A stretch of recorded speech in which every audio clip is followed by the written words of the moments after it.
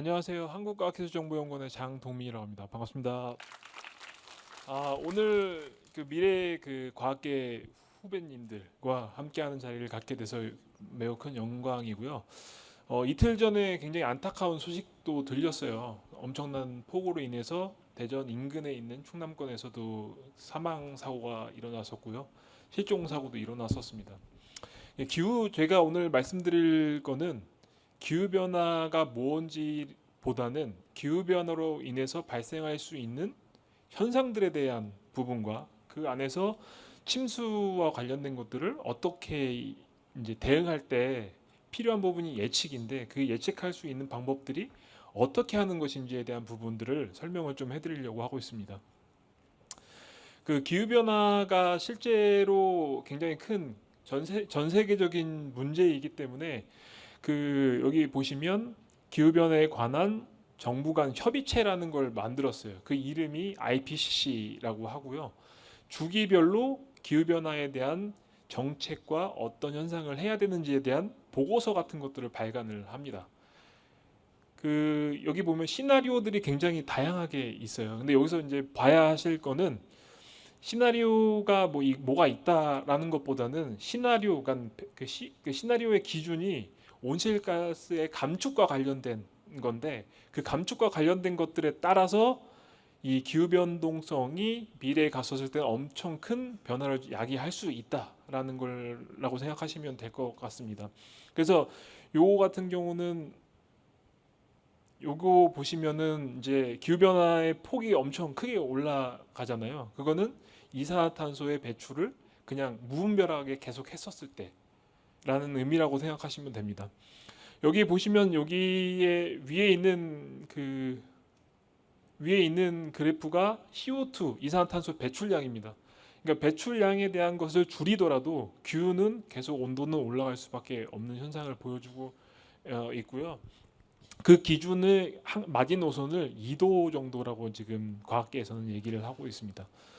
2도 정도가 올라가게 되면 그 해수면 상승이나 이상기후, 생물에 대한 다양성, 식량 안보 여러 가지 측면에서 영향을 줄 수가 있습니다.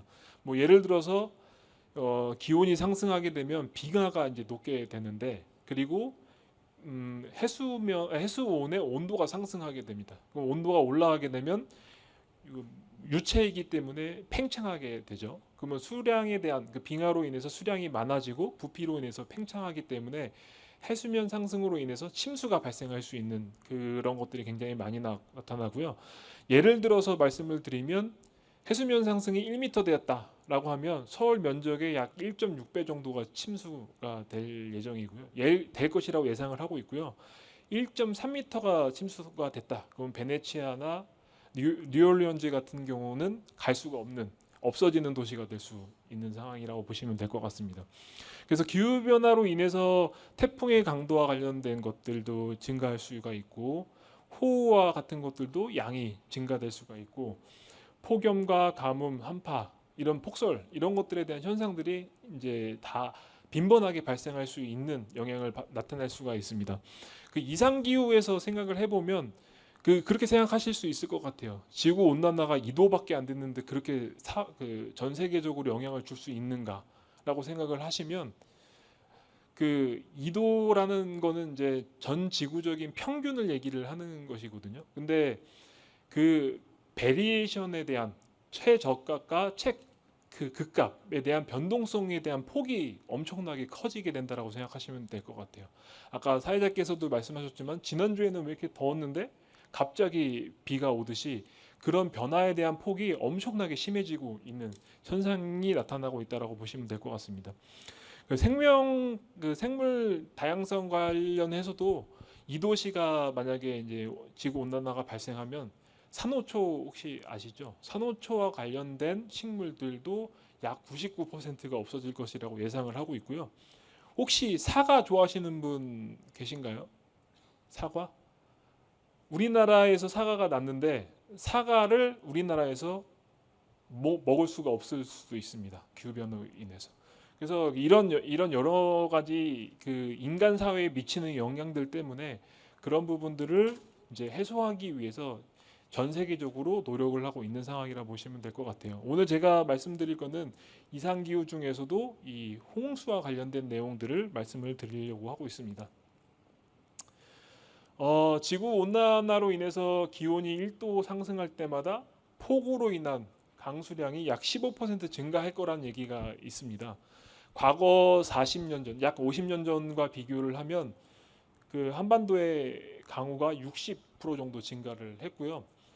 혹시 2022년도에 파키스탄에서 대홍수가 일어난 사건을 혹시 알고 계시는 분 있으실까요? 파키스탄에 그 폭우가 엄청나게 쏟아져서 파키스탄 면적의 3분의 1이 잠기는 그런 사건이 있었습니다. 그래서 이재민이 약 3천만 명 정도 됐고요. 이 침수로 인해서 사상자, 그러니까 그 사망하신 분들이 약 1천 명 정도 되는 엄청난 큰 홍수가 일어났었습니다. 불과 2년 전에 지금 서울시에서도 침수가 발생해서 신림 인근에 있는 분이 사망하신 사건도 있었고, 작년 같은 경우는 그 오송 지하차도 참사라든지, 올해 같은 경우는 대전 인근에 있는 지역이라든지, 그러니까 이 위치가 계속 바뀔 뿐이지 침수와 관련된 현상들은 국내에서 굉장히 다양하게 발생하고 있고요. 다만 과거 10년 전과 비교를 해보면 과거에는 그와 관련된 기사들을 많이 접하지는 못하셨을 것 같아요. 그러니까 그 텀이 점점 짧아지고 있다라고 보시면 될 것 같습니다. 서울시 2020년도에 강수량이 연 평균이 약 1,400mm라고 얘기를 하는데 2022년 침수가 발생했었을 때 사례를 놓고 보면 평균적으로 약 300mm에 대한 강우가 왔습니다. 하루 동안. 그러니까 하루 동안 약 5분의 1에 해당되는 우리나라에 올 수 있는 그 강우량의 5분의 1 수준이 발생을 하게 되는 것들이 일어났고요.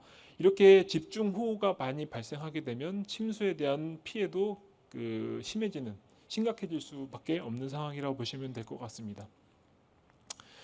그 침수, 홍수, 범람 이런 것들이 굉장히 유사 언어로 많이 활용이 되고 있어요. 여기 한자 뜻으로 보면 넓을 홍해, 그러니까 넓게 불어난 물이라고 보시면 되고요. 침수 같은 경우도 그 수온으로부터 물이 증가해서 잠기는 현상. 그 범람 같은 경우는 행위라고 보시면 될 것 같아요. 어떤 뚝이 됐든지 간에 물이 그 넘쳐서 이제 잠기는 것, 그것을 범람이라고 얘기를 하게 됩니다. 그래서 실제로 홍수, 침수, 범람 이런 여러 가지 용어들을 쓰지만 거의 다 동일한 용어라고 보시면 될 것 같고요.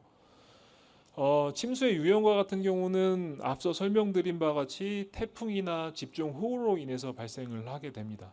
태풍 같은 경우는 해일이라든지 파랑이라든지 이런 그 영향으로 인해서 연안에 있는 바닷물이 넘쳐서 발생할 수 있는 형태가 발생할 수가 있고요.